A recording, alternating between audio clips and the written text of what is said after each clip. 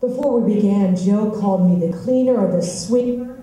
The person in these panels who goes last tends to be the, quote, religious person or the professionally religious person with the sermon. Don't worry, I do preach long sermons. One of my parishioners is here, but you won't find that in me tonight. Because what struck me already is how all of our panelists so far have spoken from a deeply moral and ethical perspective, and I'm deeply honored to share this panel with them in that regard. Joe mentioned in his opening remarks that I wrote my doctorate of ministry thesis a few years ago on the title, How Then Shall We Live? Developing an Eco-Justice Interreligious Model for the Local Community.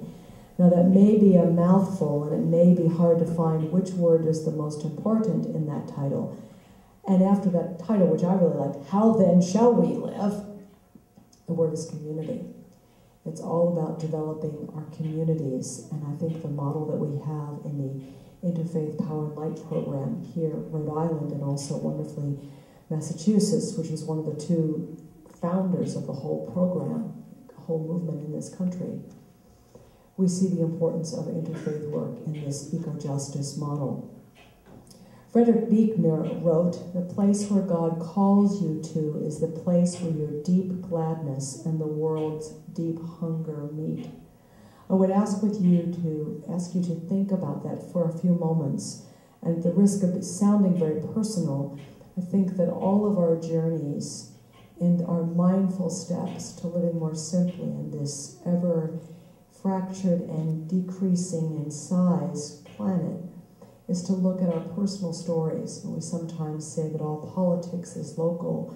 I think that all our environmental work is personal. So I would ask you just to think for a moment with me in my brief presentation about what has most influenced your ecological consciousness. For me, it was growing up in Lancaster, Pennsylvania, the home of gorgeous farmlands founded by people who wanted to be there because of the land. Both of my parents grew up on large dairy farms during the Depression, and they taught me how to stay close to the land, even though I, as my father used to say, never learned how to milk a cow. I never left Lancaster until I went to college, and boy, did I think I was hot stuff when I went to Brown University. From Lancaster, Pennsylvania to Brown University, right on to Bombay, India. I had won the award to sing with the Brown University Chorus that year, the centennial year, and my life was forever changed by moving to a different culture and seeing the horrific effects that my consumerism could have on another people, and how in India people wanted to be like me as an American because I had so much stuff. I thought, where have I, as our country, gone wrong? So I shifted my gears and ended up not doing what I planned to do at Brown, though I continued to sing. I went on and majored in religious studies and other things as well, and then became an ordained Episcopal priest. My journey took me to New York City and then to Philadelphia, where in Philadelphia I had the wonderful opportunity to meet with a group of scholars through Harvard University, part of what was then called the Forum for Religion and Ecology, a great think tank of scholars from every major religious tradition who were not only being scholarly and asking themselves, what does my faith tradition and the scriptures of that tradition speak to our care of the world, of the earth, but also what are the best practices as we as people of faith can adopt right here, right now. They provided seed money for a secondary school program called Religious Studies in Secondary Schools, and I met two wonderful people, Mary Ellen Tucker and John Grimm, who were the founders of FOR. And so the best thing you can do, Anita, as an Episcopal priest, is find out about interfaith power and light. The model for the world community is interfaith work, caring for the world. So I ended up finally getting that Doctor of Ministry thesis and writing about it, using as a case study at the time where I was located in the parish in Bennington, Vermont. Beautiful part of this country that had moved from a very rural farmland to manufacturing, to mills, to manufacturing, to who are we anyway anymore, and trying to come back. And I'm thrilled to say that Vermont has really taken a lead in this country in restoring our farmland. Very exciting.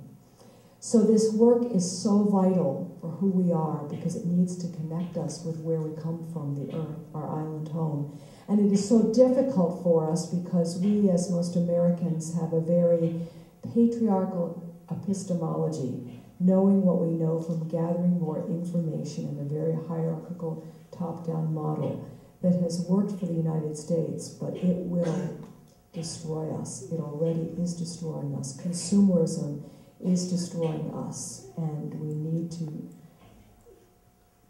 courageously, quickly change the way we are living so that others may simply live. It is so hard to do because it's hard to really change, and we're talking radical change.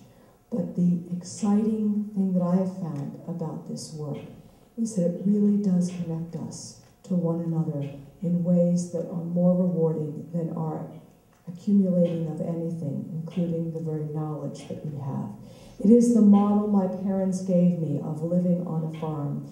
It is the dream that I have of every religious community in this country being either having its own or being attached to a garden, a community garden that grows its own food and gives more of it away than it keeps for itself. These practices, these mindful steps towards living more simply so that others may simply live, are deeply religious, very old spiritual practices, because they say the bottom line is not about me, it's about you. The most important thing that I can do is care for you and the gifts we have been given by the Creator, whom we call by many names, but is the source of all our power, our true power, and our ultimate being. And so I conclude my remarks with a wonderful quotation, I think, in reference to Helen Keller.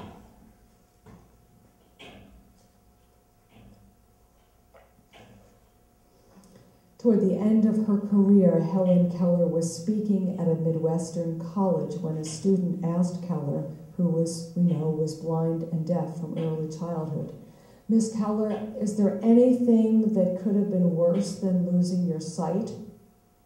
Helen Keller replied, "Yes, I could have lost my vision."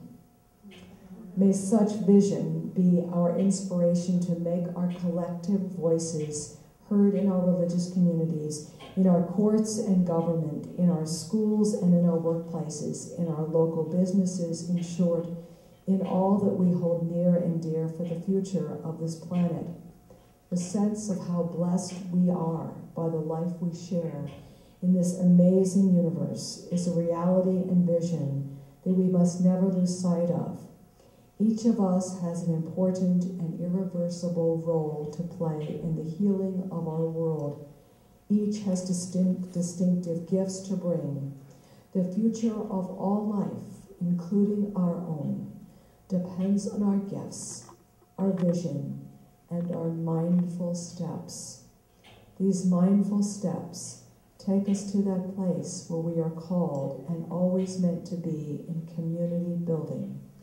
The place where God calls you to is the place where your deep gladness and the world's deep hunger meet. Thank you.